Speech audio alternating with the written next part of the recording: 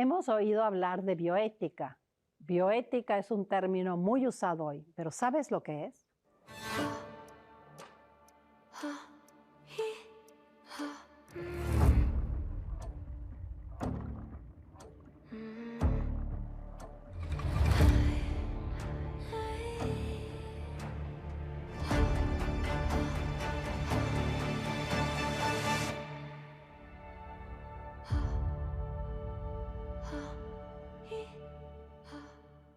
Hola, bienvenidos a otro de nuestros episodios. Soy la doctora Pilar Calva Mercado, médico mexicana, con una especialidad en genética humana. Tuve el privilegio de estudiar con el doctor Jérôme Lejeune, médico francés que descubrió en 1959 la causa del síndrome de Down. Antes ya se había descrito lo que era el síndrome, John London Down lo hizo, y él encontró la causa. Vio que se debía a un libro de herencia además. Estos niños, en vez de tener 2 cromosomas 21 como tenemos todos, tienen 3 cromosomas 21, es decir, tiene una trisomía 21. Él, además de haber sido un gran científico que hizo un parteaguas en la medicina, es considerado el padre de la genética moderna, porque aplicó la genética a temas médicos, no solamente de cromosomas, sino a lo mejor la base o el sustento a veces genético del cáncer. También fue un médico que se enamoró de su profesión y que siempre siguió una línea ética. El primer principio es ético. Ético es siempre decir la verdad. Él incluso se jugó el premio Nobel por haber dicho la verdad. Entonces, pues tuve el privilegio de estudiar con él.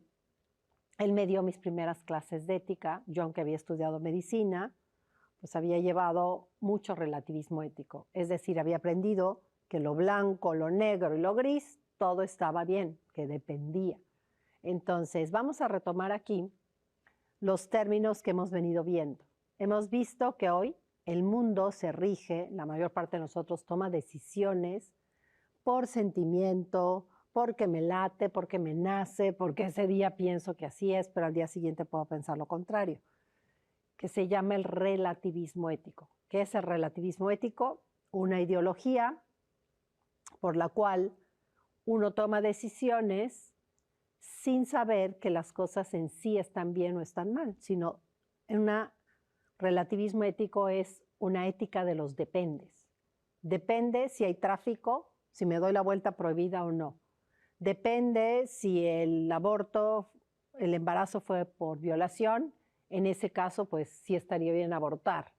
Si no hubiera sido así, si las circunstancias hubieran sido distintas, probablemente no estaría de acuerdo. Entonces no hay una claridad de qué está bien y qué está mal. Eso es el relativismo, todo es relativo. Después vimos, y fue lo que más hemos fundamentado en los demás episodios, qué es la ética. La ética es la ciencia racional que enjuicia los actos humanos. Al ser una ciencia es universal, parte de lo que es la verdad, de que hay cosas que en sí están bien y en sí están mal. ¿Cuál es el primer principio de la ética? Haz el bien, evita el mal, ¿verdad? Tiene una metodología para estudiarlo y podemos hacer actos humanos libres porque las personas tenemos 2 facultades, 2 alas para volar en libertad, que es el ala de la inteligencia que te permite conocer y el ala de la voluntad que te permite dirigirte al bien y la verdad. Y ahora nos encontramos con otro término que se llama la bioética. Si ustedes se fijan, la palabra bioética tiene ahí el término de ética. ¿Qué es la bioética? ¿Cuándo nace la bioética? ¿Por qué surge la bioética si ya había una ética de la vida, que podemos llamar la ética de la vida, ética médica, que aplica estos principios que vimos a cualquier acto humano? Por ejemplo, el quehacer de un economista, el manejar dinero, finanzas, salarios, todo lo que es la doctrina social de la Iglesia, pues es una materia de ética empresarial, ¿no? O ética de la justicia en la repartición de los bienes. La ética referente a temas de la vida, pues se llama ética de la vida y es aplicar estos principios a términos de vida. Y entonces aquí nos brinca que la otra etimología es bios, que quiere decir vida. Entonces, ¿qué diferencia hay entre la bioética y la ética de la vida o la ética médica? Tienen relación, las dos son ética, aunque es un término actual que se utiliza mucho, creo que ha sido una excusa para volver a regresar al relativismo ético. Acuérdense que el relativismo ético está metido en la cultura, en esta cultura de la muerte. Entonces tratan de que no haya nada que está en sí bien o en sí mal para que la gente no tenga facilidad o claridad para buscar un buen camino que lo lleve a la santidad. Entonces yo veo que la relación entre la ética y la bioética es la misma que existe si yo lo pensara en un modelo de matemáticas que quizás lo hace más sencillo de explicar que filosofía dura, que en lo personal me cuesta trabajo porque soy médico. Es la misma relación que hay entre las matemáticas y las finanzas. ¿Cuál es la diferencia entre las matemáticas y las finanzas? Bueno, las finanzas son modelos de aplicación de las matemáticas, pero se sustentan en las matemáticas. Las matemáticas son muy universales. Todos comprendemos que 2 significa 2 elementos, más significa agregar, 2 es 2 elementos, igual a 4. 2 más 2 es 4. Esas son matemáticas. Y después, de acuerdo a la finanza que alguien aplique, pues hace distintas cosas con ese resultado que no se puede cambiar, porque es súper universal saber que 2 más 2 son 4. Entonces existe la finanza de la honestidad. Yo tengo una empresa, 2 más 2 son 4, pero con esos 4 mi empresa está quebrando, ya no puedo sacarla adelante. Entonces, de manera muy honesta, liquido a mis empleados, cierro mi fábrica y se acabó mi fábrica. Seguí una finanza de la honestidad. Honestamente, sí liquidé conforme a la ley a mis empleados. Existe después la finanza de la tranza, que todos hemos escuchado como una cuestión ideológica, ¿no? Algunos hemos oído el refrán, el que no tranza no avanza, ¿no? Entonces, como que tristemente en nuestros países muchas veces, pues es una competencia de ver quién roba más, quién tranza más. Tranza es un término que significa robar, ¿no? En esa yo no puedo cambiar que 2 más 2 son 3 para quedarme con 1, porque ni siquiera me van a contratar, ¿no? 2 más 2 no puede cambiar que son 4. Pero a la hora de aplicar el modelo que voy a seguir, puedo yo pensar en que lo que hago es que digo 2 más 2 son 4, pero yo soy el contador que he estado pagando la liquidación de todos los empleados. Pero yo veo que el dinero se va acabando. Todos los demás ya no trabajan, están ahí sentados esperando cada quien su liquidación. Yo sigo trabajando arduamente, veo que al final no va a quedar dinero para mi propia liquidación. Y entonces digo, yo me lo voy a cobrar. En mexicano decimos, me lo voy a cobrar a lo chino. Yo me lo voy a cobrar solito. Entonces digo, 2 más 2 son 4, pero voy a poner 3 en la empresa para seguir liquidando. Y yo voy a guardar en mi bolsillo 1, porque pensarán que yo sigo trabajando, tengo que tener mi sueldo de este tiempo y al final tengo que tener mi liquidación. Y como quizás no va a alcanzar, de una vez lo voy guardando. Entonces se sigue la filosofía de la tranza, ¿sí? O si fuera el caso del empresario, a lo mejor dice, híjole, no, yo me quiero quedar con el dinero que tendría que pagar de liquidaciones. Entonces me voy a declarar en quiebra para no pagar liquidaciones y quedarme con todo el dinero. Es decir, de alguna manera le doy la vuelta al pensamiento para acabarme quedando yo con dinero que le corresponden a otras personas, ¿sí? Esa es la finanza de la tranza. Y hay una tercer tipo de finanza que a lo mejor hoy pensamos que solo hay mal en el mundo y no reconocemos que no, hay gente que hay generosa en este tema. Entonces, alguien podría aplicar entre el 2 más 2 son 4, la finanza de la generosidad. ¿Cuál es esta? Es aquella finanza en donde alguien dice 2 más 2 son 4, híjole, la verdad es que podría ya cerrar mi empresa, muy honestamente liquidar a todo mundo, pero pienso en esas 200 familias que se van a quedar sin trabajo en un momento crítico donde va a ser muy difícil que encuentren. Ya sé, voy de alguna otra de mis empresas o de mis ahorros, tomar uno más, puede ser $1,000,000 más o X cantidad, y entonces yo no cambio y digo 2 más 2 son 4, que eso es lo que tengo de la empresa.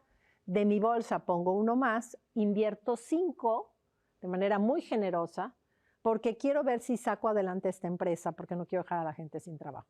Esa es una finanza de la generosidad. Entonces, las matemáticas no cambian, 2 más 2 son 4, eso es universal, pero de acuerdo a la finanza que yo aplique, puedo considerar que 2 más 2 se quedan como 4, 2 más 2 aplico solo 3 porque yo me quedo con 1, entonces estoy robando antes, finanza del robo, de la tranza, o la finanza de la generosidad, 2 más 2 son 4 y yo invierto 1 más. Entonces hay distintas maneras de aplicar la ética. Por ahí va un poquito la relación de la ética, ¿sí? ¿Por qué surge la bioética? Si ya había una ética médica, hay ética de la vida y ética médica desde Maimónides y después está el famoso juramento hipocrático que hace antes de Cristo, que juramos los médicos, o bueno, solíamos jurar, ahora hay otros juramentos en las escuelas de medicina que van con otras corrientes que no son precisamente la corriente a favor de la persona, ¿sí? Pues surge porque justamente en el siglo XX hay muchos atropellos, aunque ya existen normas de ética de la vida, normas de ética médica, normas de investigación sobre el ser humano, son atropelladas, ¿no? Por ejemplo, históricamente es cuando tenemos en los campos de concentración estos atropellos en investigaciones sobre seres humanos que de por sí están privados de su libertad, que son clasificados eugenésicamente como valiosos unos más que otros, ¿no? Entonces, pues, hay unos que llegan en los trenes a los campos de concentración y los revisan y están muy fuertes, pues los mandan a trabajar a la mina, otros los mandan a cocinar porque ya no están tan fuertes, y los que ya están muy débiles, esos ya no vale la pena ni darles de comer. Entonces los forman en la fila en donde ya los van a sentenciar, los van a matar en las cámaras de gas. Y entonces se aprovecharon a hacer investigaciones sobre ellos, ¿no? Entonces primero investigaban cosas y después los mataban, como si fueran ratoncitos de laboratorio. Entonces suceden los juicios de Nuremberg y se sacan los códigos de Nuremberg. Se recuerda, por ejemplo, un enunciado muy importante es que uno no puede investigar sobre un preso, ¿no? Porque no tiene la libertad plena de decir que sí contribuye a una investigación.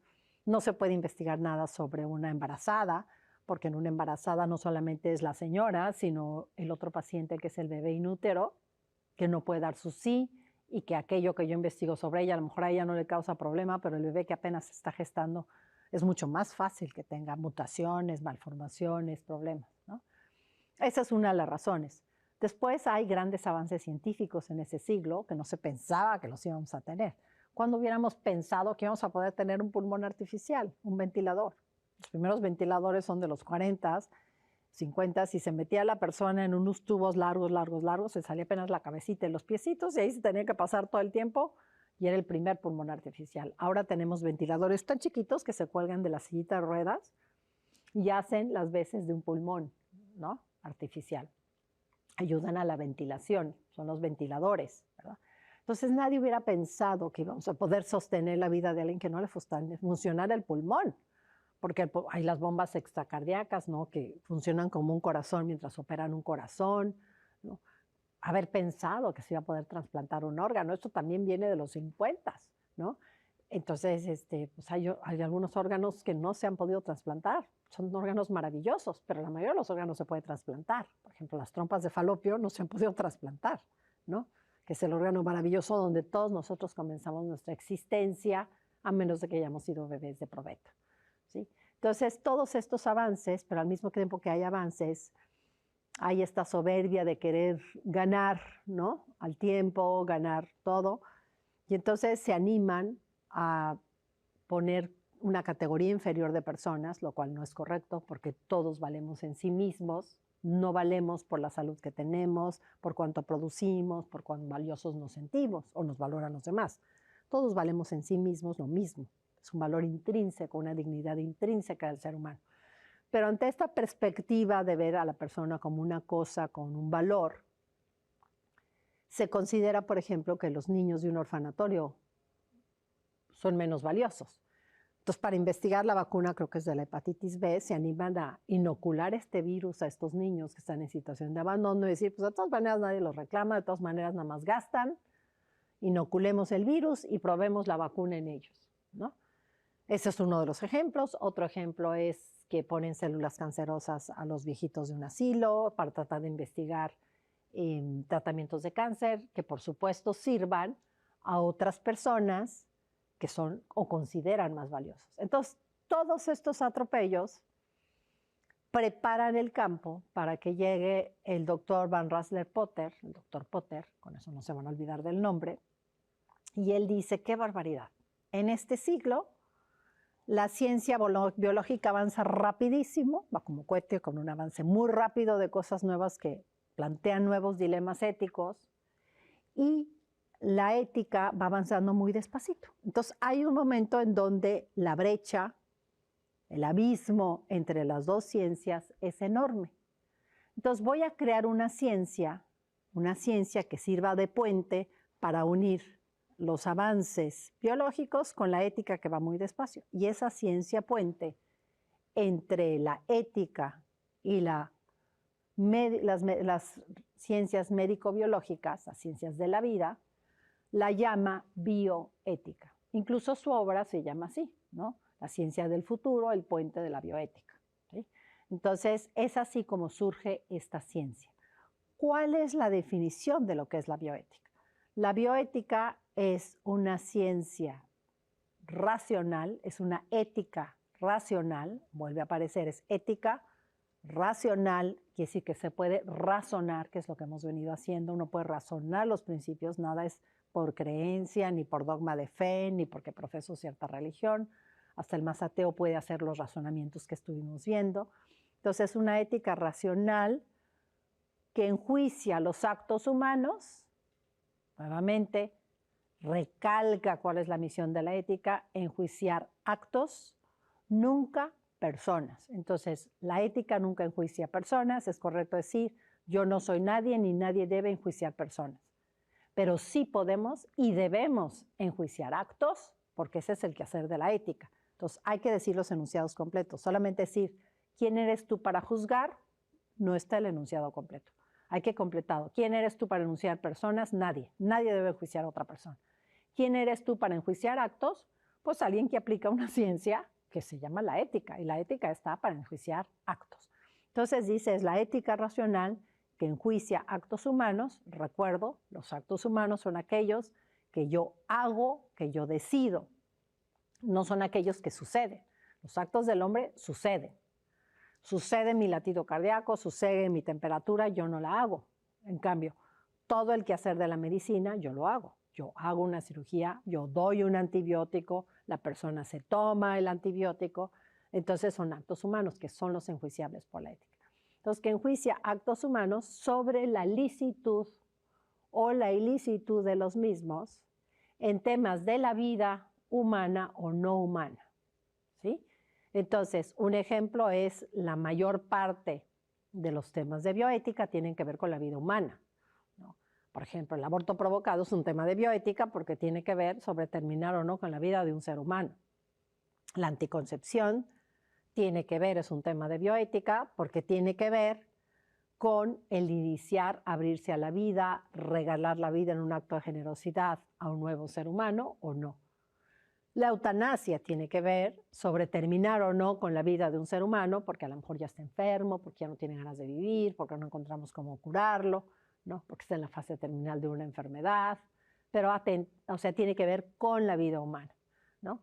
Las técnicas de reproducción artificial tienen que ver con la vida humana, ¿no? Fabricar en un laboratorio, en vez de que sea fruto de la donación esponsal, una vida humana, ¿no? Pero hay otros temas que podrían tener que ver, no son los más comunes que se ven en bioética, pero sí tienen que ver con la bioética, que son sobre la vida no humana. Por ejemplo, todos los alimentos transgénicos. ¿Cuál es la forma de vida que se modifica genéticamente? Pues generalmente son plantas, ¿no? Por ejemplo, que un jitomate crezca más, que no se congele, ¿no? Y aunque yo lo que modifico es una vida no humana, sino es la vida de un vegetal, que es el jitomate, siempre lo hago con perspectiva al bien de la persona. Así podremos alimentar a más personas, podremos abaratar el jitomate para poder tener una justicia social donde todo el mundo coma, porque por cierto nunca ha habido más comida, pero también se muere gente de hambre, no porque no haya comida, sino porque hay una injusticia social en la distribución. Esto es muy importante cuando uno ve los porqués, que es una circunstancia, se avalan políticas antinatalistas, sobre todo en países más pobres, que los empobrece más, ¿sí? Entonces, siempre se hace, por ejemplo, otro tema de bioética que incide sobre seres vivos no humanos, pero al final de cuentas afectan al ser humano, es clarísimo las bombas biológicas, ¿no? Hoy la ciencia tiene la capacidad de fabricar virus o hacer que un virus ya existente se vuelva más virulento, o sea, se contagie más fácil, sea más agresivo, ¿no? Modificarlos, eso ya se puede hacer técnicamente. Pero aquí la pregunta sería, ¿se debe hacer o no se debe de hacer? ¿Sí? Que es el enjuiciamiento del acto humano. Porque a la hora de hacer un virus más virulento, ¿verdad? Va a afectar al ser humano y por lo tanto es un tema de bioética. Entonces, esos son ejemplos de temas de bioéticas. ¿Por qué llega? La bioética es una ciencia pluridisciplinar, lo cual la hace un poco difícil de estudiar, pero también muy apasionante de estudiar, ¿sí? ¿Por qué es una ciencia pluridisciplinar? Porque mismo el término lo determina. Hay que saber una dimensión cognoscitiva de conocimiento, sobre todo en el terreno biológico, para que alguien pueda tomar una buena decisión, por ejemplo, del tema que afecta a todos los matrimonios, ¿no? De que se dice en mexicano cómo nos cuidamos, ¿no? ¿Qué elegimos como método para planificar la familia? ¿Sí? Este es un tema que tiene que ver primero la parte biológica. Si yo no entiendo qué significa, qué hace médicamente aquello que me ofrecen para solucionar esta pregunta, pues no podré tomar una buena elección. Primero hay que conocer lo que me están proponiendo. Si volvemos al ejemplo de la vuelta pro vida, si yo no sé si me puedo dar la vuelta aquí o no, pues no me la debo de dar hasta investigar si me la puedo dar o no, porque podría causar un fuerte accidente. Entonces, hay una dimensión biológica. Siempre hay que regresar a tratar de entender el tema. Y hoy hay temas que son muy nuevos técnicamente y muy poco conocidos. ¿Cuánta gente sabe exactamente qué se hace para hacer una clonación? ¿Qué se hace para hacer una célula madre? ¿Qué tipo de células madre hay? ¿No? Porque no solamente hay que entender que a lo mejor van a tener muy buen resultado para curar enfermedades que no hemos podido curar. Pues eso es un fin muy bueno, pero ¿qué hacen para obtenerlas? Probablemente ahí está el tema ético. Entonces, toda la parte de la dimensión cognoscitiva es importante. Viene también en la del conocimiento una parte de conocimiento en el área jurídica. De hecho, algunas veces en el derecho no se le llama bioética, se le llama bioderecho. Porque al final de cuentas, aunque la ética es el eje rector de la conciencia de lo que está bien o mal, sí me tengo que fijar qué pasa con las cuestiones legales, porque alguien se puede meter en un problema legal. De hecho, algo se podría haber convertido el día de hoy como legal, como es el tema del aborto aquí en Estados Unidos, y aunque sea legal, no es correcto éticamente, porque significa matar. Entonces, hay muchos temas de leyes que se han modificado tristemente para que lo que no es ético se convierta en legal. Y tristemente, como no estamos hablando de ética, la gente se confunde y piensa que porque algo es legal, es correcto éticamente. Y algo puede ser legal, pero no correcto. Y hay pocos ejemplos, pero también los hay, de cosas que no son legales y sí son correctas éticamente. Por ejemplo, donación de órganos en vivo de alguien que no sea familiar. Entonces, hay que saber bioderecho. Entonces, hay que saber cuestiones médico-biológicas, hay que saber cuestiones legales, y viene después, esta es la dimensión cognoscitiva. Después viene una dimensión antropológica extraordinariamente importante para el debate de los temas de ética de la vida o bioética. ¿Cuáles son esas? Es la rama de la filosofía. La filosofía es extraordinariamente importante. Es muy triste ver que ya formalmente a lo mejor en los colegios ya no las enseñan. Es muy triste ver que a veces hasta en los seminarios no está bien apuntalada la filosofía. Y en la filosofía, la primera rama que es muy importante es la antropología, decimos la dimensión antropológica. Sencillamente, ¿qué es esto? Reconocer la diferencia entre los qués y los quiénes. Algo que en el sentido común lo tiene un niño chiquito. Si un niño chiquito yo lo mando, oye, la abuelita ya bajó al comedor, ¿no? El niñito entra y me dice, no, no hay nadie. Y hay sillas, hay mesas, hay cubiertos, hay platos, hay cuadros, ¿sí? Hay muchos qués, pero el niño distingue, no hay nadie. O dirá, solo está la tía, ¿no? O sea, él distingue que la tía y la abuelita son quienes, pero sí hace una diferencia con los qués y no le tuvimos que dar cursos de antropología, ¿no? Entonces, hoy en esa dimensión antropológica hay mucha confusión entre lo que es un qué y un quién. Tristemente, se ha llegado a cosificar a la persona y a veces, en vez de amar a la persona, se le usa o se abusa y se le considera un qué, un objeto para investigar, un objeto para tener placer, un objeto para destruir su vida, ¿verdad? Un objeto para venderlo, para esclavizarlo. Y se han personificado a los quienes, ¿no? Hay toda una tendencia pro animal de casi tratar a los perritos y a los gatitos como si fueran niños, ¿no? Bien decimos los perrijos y los perrinietos, ¿no? Los perritos van supliendo esto. Entonces, la dimensión antropológica es muy importante. Yo me he enfrentado en grandes genetistas que obviamente igual que yo reconocemos, porque tenemos toda la ciencia para reconocer que es un nuevo ser humano desde la concepción, pero no lo dicen. ¿Por qué? Porque lo que quieren es no reconocerlo porque piensa que hay unos seres humanos menos valiosos que otros. Entonces no es un problema biológico, es un tema antropológico. Y otra rama de la filosofía que es muy importante que hemos venido viendo es la ética.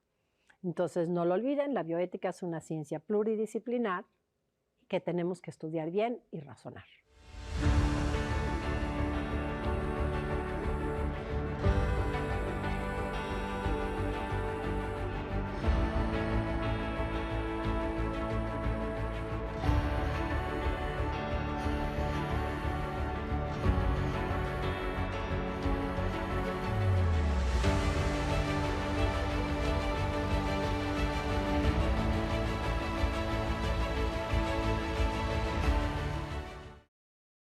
Madre Angélica siempre fue una mujer virtuosa con una intimidad con Dios, y ahora tú puedes obtener un tesoro de parte de nuestra querida fundadora, la colección de libros de la sabiduría espiritual de Madre Angélica. Estos 7 libros de colección te ayudarán a conocer más de cerca la espiritualidad de Madre Angélica y serán tu guía para una intimidad con Dios. Ordena tu colección ahora mismo llamando al 1205-795-5814 o por catálogo religioso ewtn.com. Jesús nos dice que somos llamados a la santidad. Pero, ¿qué es la santidad? ¿Por qué estoy llamado a ser santo? En estas páginas, Madre Angélica responde a estas y a muchas otras preguntas. Madre Angélica, guía para la santidad práctica. Ya está disponible por catálogo religioso ewtn.com o llamando al 1205-795-5814.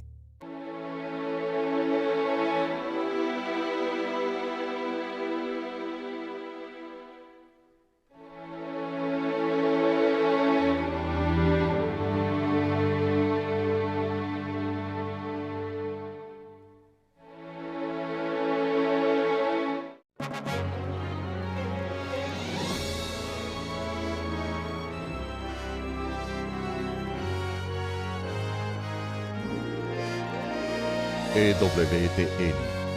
Vivamos la verdad. Vivamos católicos.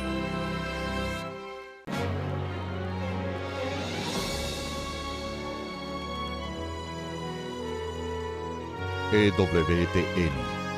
Vivamos la verdad. Vivamos católicos.